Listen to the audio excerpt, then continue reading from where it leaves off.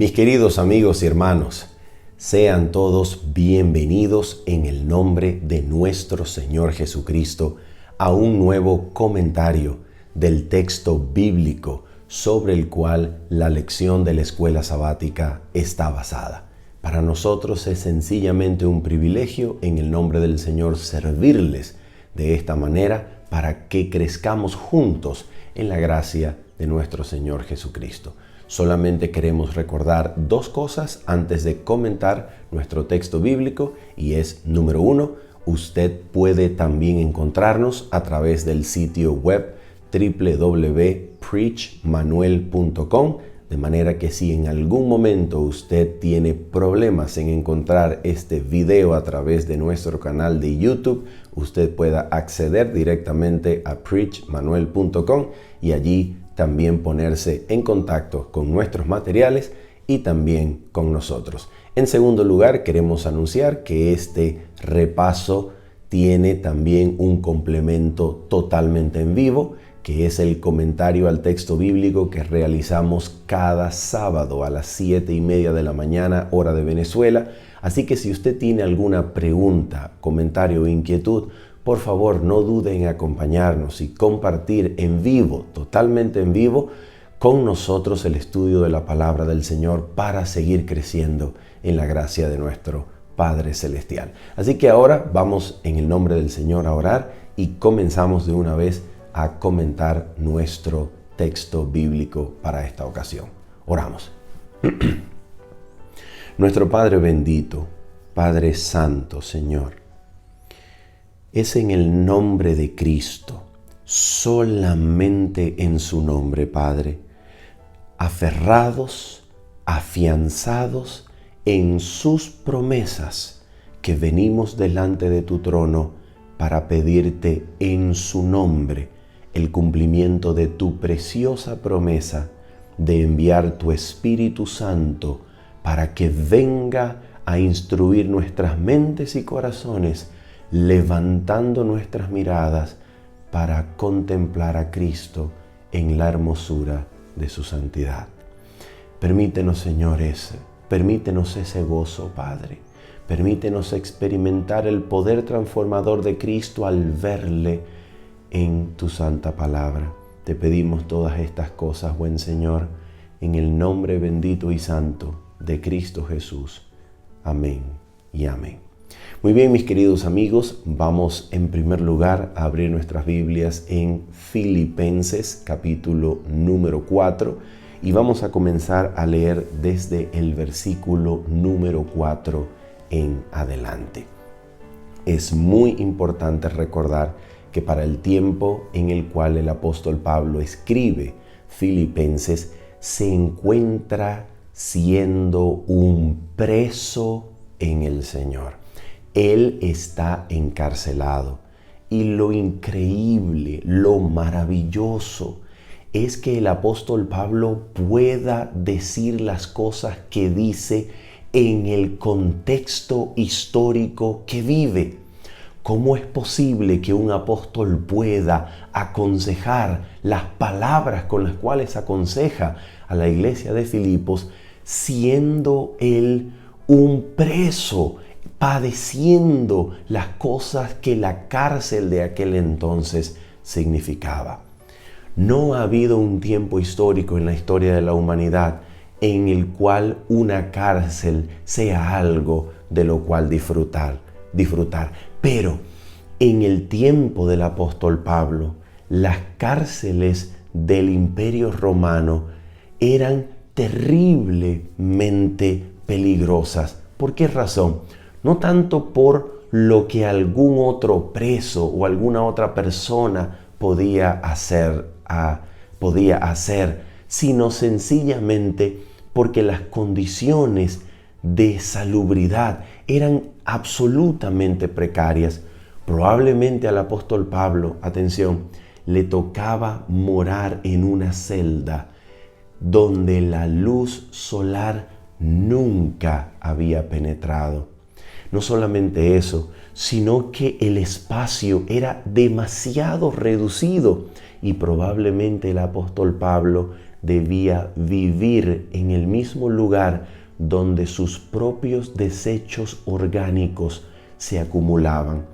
Así que si alguna persona no moría decapitado, como fue el caso del apóstol Pablo, seguramente moría por causa de algún tipo de bacteria que produjera algún tipo de enfermedad como la tuberculosis, por ejemplo, o algún otro tipo de proceso respiratorio, que era una muerte segura en aquel tiempo, sin posibilidad de acceder a medicamentos como antibióticos o cualquier tipo de penicilina o algo por el estilo. Así que padecer en una cárcel era prácticamente una muerte segura. En medio de este contexto, el apóstol Pablo escribe lo siguiente. Mira lo que él dice en Filipenses capítulo número 4, versículo 4 en adelante. Regocijaos en el Señor siempre. Y esa es la clave. Para él decir otra vez digo regocijaos, la clave, mis queridos amigos y hermanos, está en que el gozo, el regocijo con el que el apóstol Pablo recomienda regocijarse a los creyentes de Filipos es el gozo que se experimenta en el Señor. El Señor, nuestro Dios a quien servimos, es constante. Las circunstancias históricas pueden cambiar, las circunstancias históricas pueden ser alteradas. Nuestras circunstancias son tan cambiantes que en un momento, en un segundo de tiempo, la vida que hemos construido puede venirse abajo por una tragedia que experimentemos. Pero aunque nuestras circunstancias son todo menos constantes, el Señor es constante. Su presencia, su poder, su misericordia, su gracia es para siempre. Él es siempre. Y si Él es siempre, yo puedo experimentar el gozo que proviene de mi unión con Él, de la comunión que Cristo Jesús ha hecho posible, de manera que mi alma pueda ser unida a su presencia, a Él mismo, a su poder. ¿Y cómo es que esto sucede? Mira, el apóstol Pablo sigue diciendo de esta manera: vuestra gentileza sea conocida de todos los hombres, el Señor está cerca. Por nada estéis afanosos, sino sean conocidas vuestras peticiones delante de Dios en toda oración y ruego con acción de gracias.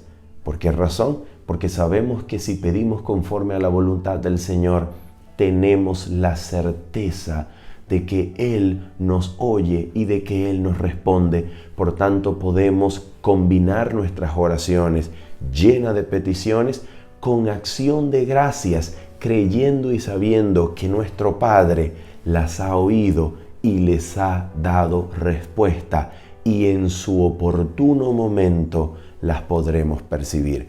Si no las vemos en el instante en las cuales pedimos, porque el Señor algunas veces por causa de su gracia y de su amor dilata la respuesta a nuestras oraciones para que podamos percibirlas, no así cuando pedimos liberación del pecado. Cuando pedimos liberación del pecado, el pedido se concede instantáneamente, porque esto es para lo cual el Señor Jesucristo ha descendido, ha venido en esencia. Pero algunas veces cuando pedimos bendiciones históricas, materiales, circunstanciales para nuestras vidas, en medio de su gracia y su amor, el Señor puede dilatar las respuestas de estas oraciones.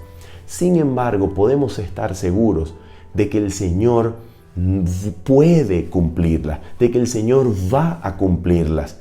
Puede que no las cumpla exactamente como nosotros las hemos pedido, porque el apóstol Santiago dice que algunas de nuestras peticiones se hacen para nuestros deleites, y por eso no recibís, porque pedís para vuestros deleites.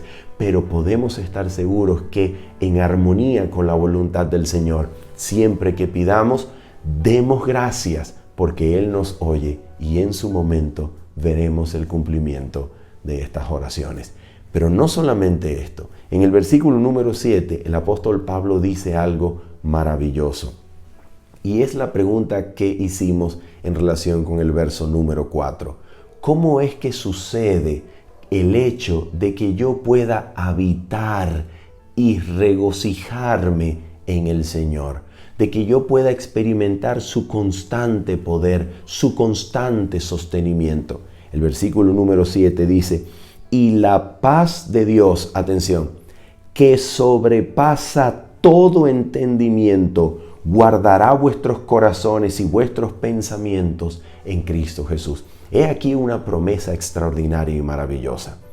Mientras la mente y el corazón permanezcan meditando en las cosas celestiales y el Señor perciba que hay de nuestra parte un esfuerzo por permanecer en nuestras mentes y corazones en el canal adecuado, en sintonía con las cosas celestiales.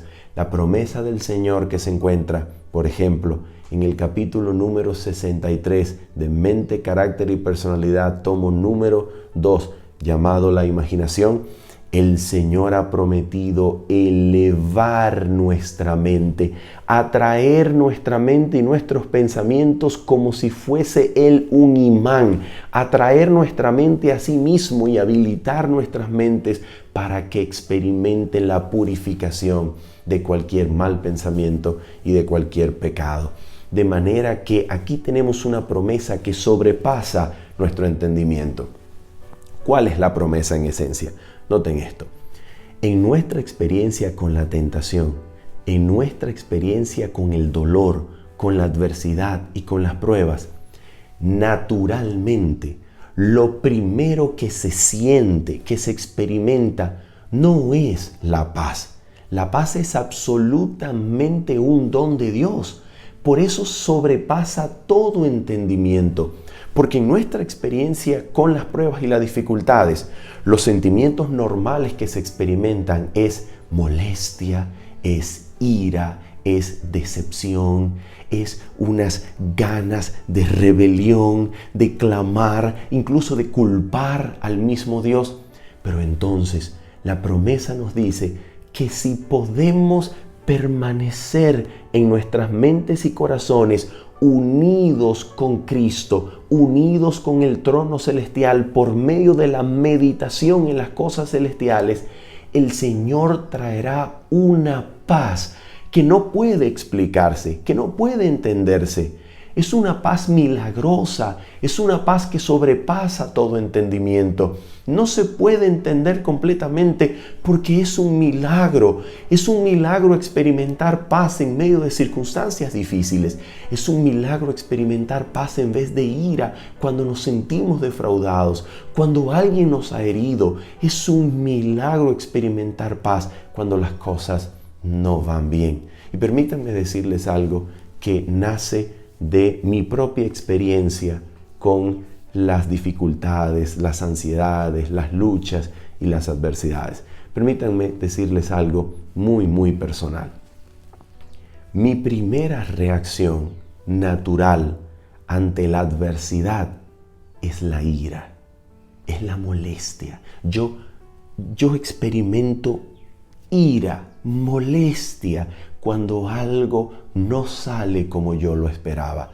Y lo confieso, es mi reacción natural. Mi reacción natural es llenarme de una sensación de impotencia que me torna molesto e iracundo. Esa es mi experiencia personal con la adversidad. Ahora nota esto. Voy a contarte algo maravilloso acerca de esto.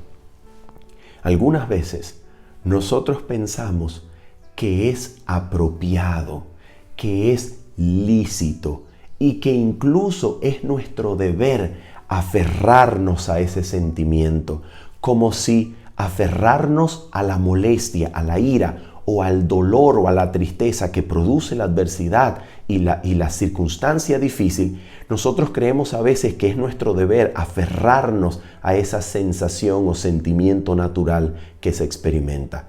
E incluso a veces lo justificamos. A veces decimos, estoy molesto porque estoy airado, porque me siento triste y voy a permanecer triste porque me sucedió esto y lo otro.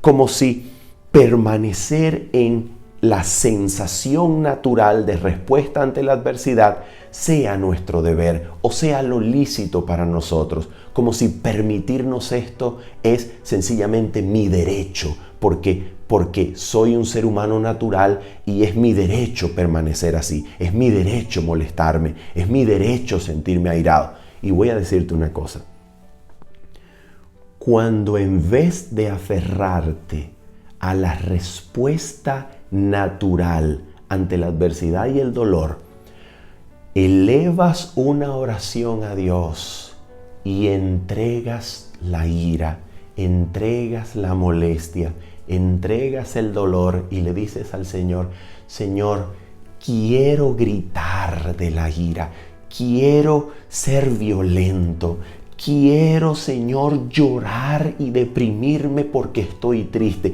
Cuando le entregas eso y le dices, pero Señor, entiendo que de acuerdo con tu palabra puedes darme paz si te alabo, te adoro, Señor. Así que te ofrezco esto y te pido que lo cambies por la paz que supera todo entendimiento. Quiero decirte personalmente que esas ocasiones en las que le he dicho al Señor que aunque lleno de ira, aunque lleno de molestia o lleno de tristeza, no quiero experimentar más eso, sino que anhelo adorarlo aunque no comprenda, anhelo alabarlo aunque no pueda entender sus acciones, anhelo amarlo aunque no sienta en el momento las ganas de hacerlo. Cuando he hecho eso, el Señor impresionantemente y de manera milagrosa es capaz de cambiar mi respuesta natural ante la adversidad por una paz que no puede ser explicada, pero que te invito en el nombre del Señor sencillamente a vivirla. Es realidad, es verdad, es milagroso, su poder es constante y puedes experimentarlo. Te invito a hacerlo en el nombre del Señor. Vamos ahora, por favor, a comentar brevemente algo en relación con la esencia y el qué de la alabanza. Mira esto. Cuando hablamos de alabar al Señor, necesitamos tomar en cuenta un elemento fundamental que nos presenta el mismo Señor Jesucristo en su conversación con la mujer samaritana. Jesucristo, hablando con la mujer samaritana, le informó que ellos, los samaritanos, lamentablemente adoraban lo que no sabían, mientras que en palabras de Cristo, los judíos adoraban lo que sabían. Después de ciertos momentos, Jesús dice algo acerca de la adoración que es maravilloso. Jesús dice que los que adoran a Dios deben adorarlo en espíritu y en verdad. La alabanza, la adoración, debe contener un elemento de verdad. ¿Qué elemento de verdad debe ser siempre constante en la alabanza?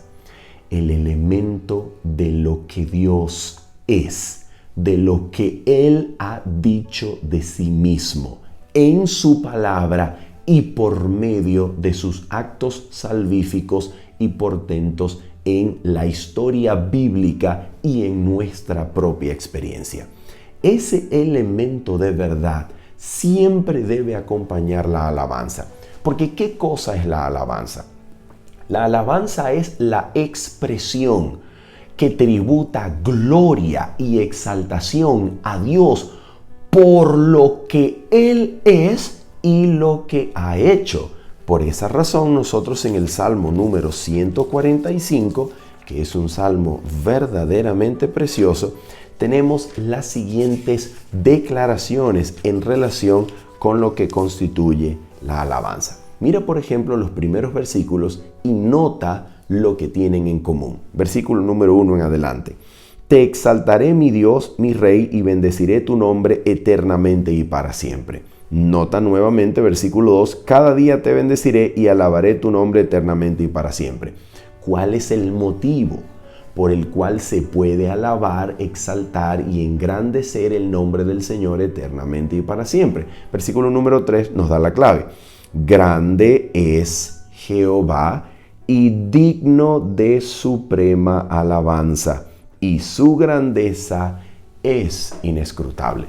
Nota que se alaba a Dios, nota que se lo exalta precisamente por el elemento de verdad que siempre debe acompañar la alabanza, que es la descripción bíblica autorrevelatoria, porque nosotros no podemos conocer nada de Dios a menos que sepamos solo lo que Él ha decidido revelar de sí mismo y comunicarnos de sí mismo por medio de la palabra escrita, por medio de la reflexión de la naturaleza o sobre la naturaleza y por la revelación perfecta, completa, que es Jesucristo, su vida, su carácter, sus obras, su muerte de cruz y su resurrección.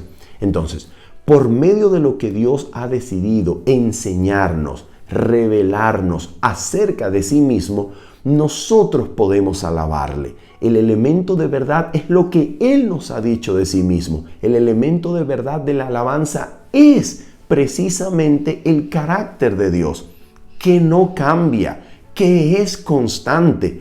Por esa razón, la alabanza puede expresarse y llevarse a cabo en cualquier circunstancia. Porque aunque no veamos las obras de Dios presentes en el momento para nuestro favor, aún podemos alabarlo por lo que Él es. Él no deja de ser lo que es cuando nuestras circunstancias van mal. Él no deja de ser fiel aún en medio de nuestra infidelidad. Él no puede negarse a sí mismo. Él no cambia y por eso nosotros no hemos sido consumidos, dice el profeta. Mira lo que dice, por ejemplo, aquí el Salmo número 145, versículo número 7 y 8. Nota. Proclamarán la memoria de tu inmensa bondad y cantarán tu justicia. Versículo 8. Clemente y misericordioso es Jehová, lento para la ira y grande en misericordia. Te hago una pregunta. ¿De dónde proviene esa frase? ¿De dónde proviene ese texto? Ese texto es una alusión directa a Éxodo capítulo 34, versículo 6 en adelante, donde Dios le muestra su propia gloria, no por una percepción sensorial visible de su magnificencia y de su luz, sino que le muestra su gloria al gran Moisés por medio de la proclamación de su propio nombre, es decir, de su propio carácter, proclamando su nombre y su bien delante de Moisés para que lo que Moisés escuche sea la vislumbre del carácter del Dios eterno. Por esa razón, Moisés percibe la gloria de Dios al comprender, contemplar su carácter basado en lo que Dios ha dicho de sí mismo. Entonces, si nosotros nos fijamos en esta alusión del Salmo 145, versículo número 8, a Éxodo 34, podemos entonces seguir con nuestra idea de que la alabanza precisamente contiene el elemento de la verdad, que es la exaltación de lo que Dios es, del carácter de Dios, de lo que Él ha dicho de sí mismo. Y es allí entonces donde nosotros necesitamos siempre recordar que la alabanza que se tributa a Dios comprende la exaltación, el afianzamiento de su carácter, del carácter de Dios, basado en lo que Él ha dicho de sí mismo, y de sus obras salvíficas y poderosas en nuestras vidas. ¿Qué sucede cuando no podemos ver sus obras en nuestro momento actual y presente? Bueno, aquí podemos hacer dos cosas. Número uno, seguimos alabando y exaltando a Dios por lo que Él es, cosa que no cambia. Y número dos, podemos traer a la memoria sus hechos, sus obras, sus intervenciones pasadas, bien sea de acuerdo al registro bíblico o bien sea en nuestra propia experiencia. Mis queridos amigos y hermanos, todos nosotros hemos tenido momentos gloriosos con Dios, en los cuales hemos visto su mano, hemos visto su milagro, hemos visto su poder transformar nuestra situación. ¿Cierto que sí? Sin embargo, existen momentos, puede ser el momento de hoy, en el que no vemos su obra, no vemos sus poderosos actos en nuestras vidas. En esas circunstancias, nosotros podemos traer a la memoria esos momentos gloriosos que sí hemos vivido con Dios, que han transformado nuestras circunstancias, que nos han rescatado de la dificultad. Y al traer a la memoria esos momentos, nosotros podemos alabar a Dios por lo que Él ha hecho por nosotros en el pasado.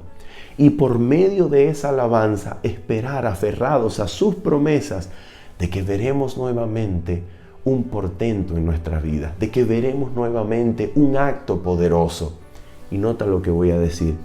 Y aún si no lo vemos, y aún si no percibimos sus actos librándonos de nuestras circunstancias presentes, el día en el que el Señor limpie con sus propias manos nuestras lágrimas, cuando le veamos cara a cara, también le daremos gracias a Él, porque su decisión de no intervenir como nosotros lo esperábamos fue lo que nosotros mismos hubiésemos elegido si conociésemos el fin desde el principio como Él lo conoce. De esa manera podemos alabarlo y alabarlo siempre, aunque en el presente no veamos sus poderosos actos. Vamos a mirar lo que nos enseña la Biblia en relación con alabar al Señor en medio de circunstancias difíciles, nuevamente en el contexto de una cárcel. Y para ello vamos a Hechos, capítulo número 16. El apóstol Pablo se nos dice en su contexto que fue llamado, ni siquiera por una inherente motivación propia. No. Fue llamado en sueños de parte de un varón macedonio que contempló en sueño que lo llamaba y le pedía pasar a Macedonia con la palabra del Evangelio. Cuando el apóstol Pablo llega a la primera ciudad que visita de Macedonia, es decir, Filipos, resulta que aparentemente al comienzo todo va bien. Se reúne con ciertas mujeres que a la orilla del río alababan y glorificaban al Señor. Lidia es convertida y entonces todo parece ir en conformidad con un llamado recibido del cielo.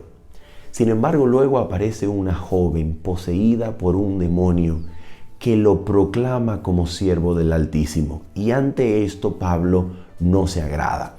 La explicación es que Pablo no se agrada de que una mujer poseída por un demonio lo proclame siervo del Dios Altísimo, porque precisamente si un demonio se mezcla con su obra, lo anticipa como heraldo, proclamando que ha llegado Pablo, el siervo del Dios Altísimo, y luego este demonio hace las cosas que los demonios normalmente hacen, entonces las personas que escucharon como heraldo al demonio que proclamaba a Pablo como siervo del Altísimo serían confundidas en sus mentes, porque inconscientemente atribuirían o mezclarían la obra de Pablo con la obra de aquel demonio. Por esa razón el apóstol Pablo no percibe esto como algo correcto, no lo ve bien, no se agrada y entonces reprende al demonio y esta joven es librada. El problema es que esta joven aparentemente hacía cosas poderosas y ofrecía ganancia a quienes se habían convertido en sus dueños. Sus dueños entonces llevan a Pablo ante los magistrados y los magistrados deciden echar a Pablo en la cárcel. Aparentemente estos magistrados tenían bastante poder e influencia porque el carcelero, ante su sugerencia, decide poner a Pablo en el calabozo de adentro, de más adentro, probablemente el peor de los calabozos, el más terrorífico lugar de aquella cárcel. Sin embargo, después de haber sido azotado y después de haber sido arrojado en el calabozo de más adentro, impresionantemente Pablo y Silas se ponen a cantar y alaban al Señor de esa manera, con himnos gloriosos entonados por quienes tenían heridas aún sangrantes y en medio del calabozo de más adentro. ¿Cómo es posible esto? Esto es un milagro de Dios. Esto proviene del cielo. Cuando el Espíritu toma nuestros corazones y mentes y cedemos a su influencia, Él puede poner incluso el deseo de orar, de alabarlo, aún en medio de circunstancias tan terribles como esas.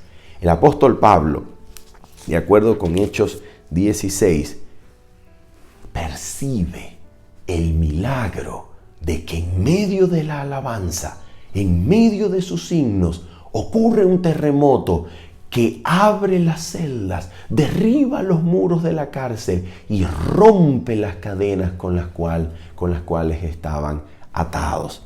Y ante esto, mira lo que produce en quien observa el portento, el milagro. De acuerdo con el apóstol Pablo, el carcelero, pidiendo luz, se precipitó, temblando, y se postró a los pies de Pablo y de Silas, y sacándolos les dijo: Señores, versículo 30, ¿qué debo hacer para ser salvo? ¿Por qué se produce esta pregunta en medio de un milagro como ese? No solamente por el hecho de que el terremoto hubiese ocurrido abriendo las puertas de la cárcel, sino porque los presos todavía permanecían allí. Aquí el apóstol Pablo deja ver que su intención primaria no era salir corriendo de la cárcel. Su intención primaria era darle gloria al Señor que podía librarlos y los estaba librando. Ese testimonio convierte al carcelero. Ese testimonio derriba los muros de separación social entre el carcelero y Pablo y Silas y pone ante sus pies al apóstol. Delante del apóstol pone a los pies aquel carcelero que está conmovido y que reconoce que Pablo tiene el secreto de la vida, el secreto de la vida eterna, porque este hombre había dado testimonio de conocer a Dios y de glorificarlo en primer lugar antes que pensar en él mismo y salir corriendo de la cárcel. Esto, el testimonio de una vida de alabanza, puede transformar a nuestros semejantes. Pero cuán difícil es, ¿verdad?, alabar cuando las cosas no van bien. Pero precisamente allí es cuando la mano de la fe puede sujetar la mano de Cristo que se extiende hasta nosotros y aprovechar la oportunidad para, por medio de la fe, ver lo que las circunstancias nos quieren quitar de los ojos, ver al invisible, ver la bondad de Dios aunque no veamos sus obras, ver su carácter aunque no veamos su intervención, ver su constante poder y comunión aun cuando nos sintamos alejados. Allí es cuando la mano de la fe puede aferrarse a la mano de Cristo que se extiende para socorrerme y puedo ser elevado milagrosamente a reposar en la alabanza y experimentar la paz que supera todo entendimiento, pero que viene a consecuencia de alabar al Señor aun cuando las cosas van mal. Y es por esa razón que nosotros terminamos con la historia de la gran liberación de Judá y el rey Josafat en los días de Segunda de Crónicas. Vamos allá, por favor. Segunda de Crónicas, capítulo número 20. Segunda de Crónicas, capítulo número 20. Aquí hay un par de textos y de enseñanzas que nosotros haríamos muy bien en atesorar. En primer lugar, la primera enseñanza que el pasaje nos deja la encontramos en el versículo número 3 en adelante. Dice el Señor: entonces él, hablando de Josafat, tuvo temor, y Josafat humilló su rostro para consultar a Jehová e hizo pregonar ayuno a todo Judá. Nota esto. De acuerdo con pasajes como Isaías capítulo número 7 en adelante, una de las primeras cosas que los reyes de Judá, de Israel, debían hacer en época de sitio, de guerra, era sencillamente inspeccionar, como lo hace el rey Acab de Isaías capítulo 7, inspeccionar los muros de la ciudad, inspeccionar el acueducto. ¿Para qué?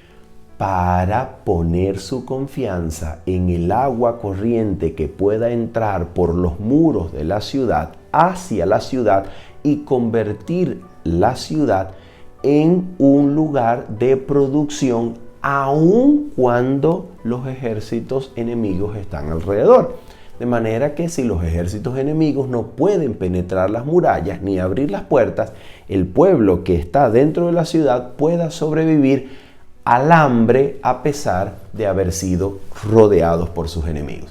Pero no es eso lo que Josafat hace.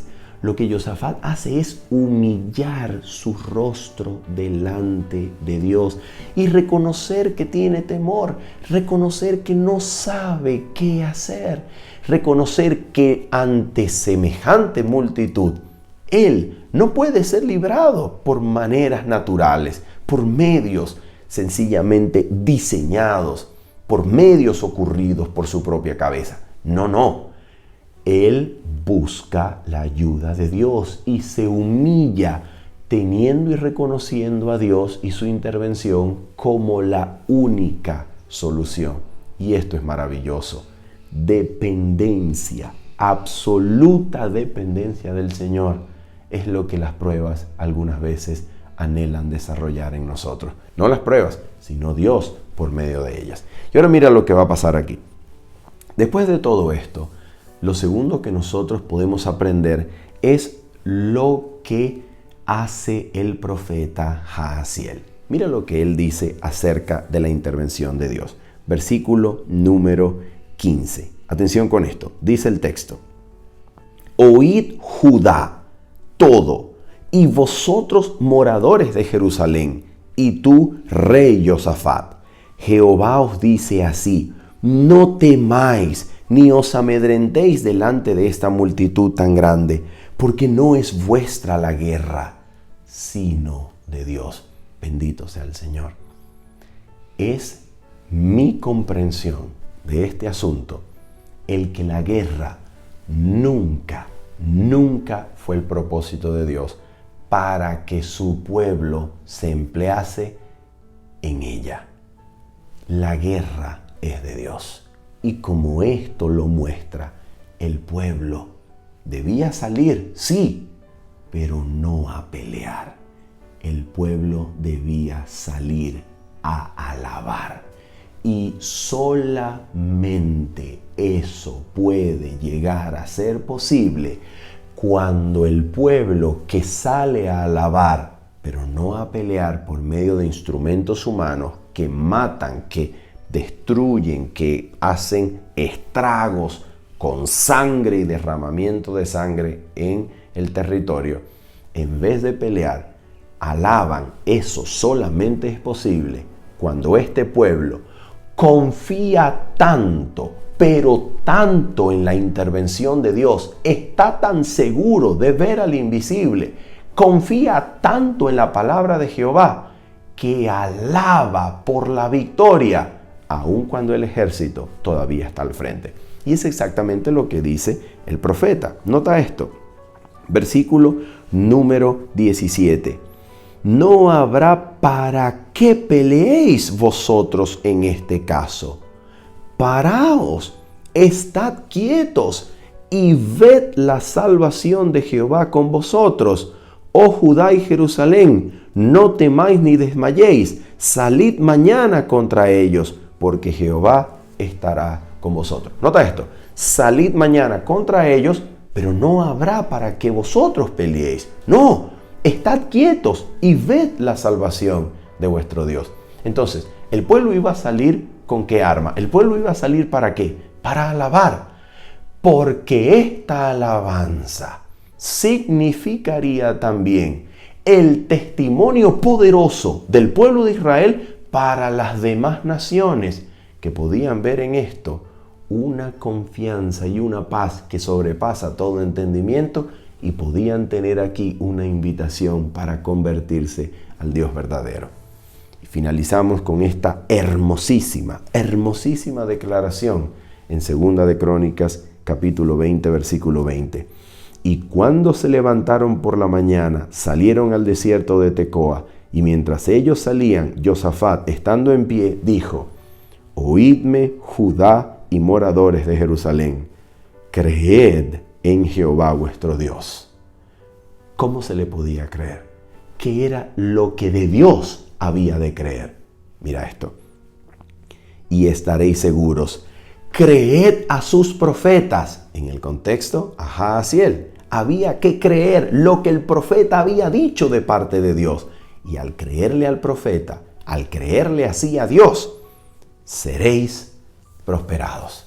Mis queridos amigos y hermanos, ¿cuántas veces hemos hecho, en primer lugar, en segundo lugar, en tercer lugar y en todo otro lugar, solamente lo que se nos ha ocurrido en nuestras mentes? ¿Cuántas veces hemos intentado resolver las circunstancias por lo que el pensamiento humano y nuestra propia sabiduría nos dicta? ¿Cuántas veces la ira y la molestia es el resultado de ver cómo nuestra propia sabiduría sencillamente es frustrada y humillada a tierra? En ese momento, la mejor y la única opción es creer lo que Dios ha dicho por medio de sus profetas. Quitarnos el prejuicio de exaltar y alabar nuestras propias opiniones, humillarlas a tierra como Josafat, y aferrarnos con fe a lo que Dios nos ha dicho por medio de sus profetas. Esperar allí confiados, aferrarnos a esa palabra y ver cómo Dios trae salvación en medio de cualquier circunstancia. Habiendo dicho eso y esperando que tu hogar hayan sido edificados en la gracia de nuestro Señor Jesucristo, nos despedimos en esta ocasión diciéndote: nos vemos el día sábado, 7:30 de la mañana, hora de Venezuela, y hoy les decimos bendiciones. Chao, chao.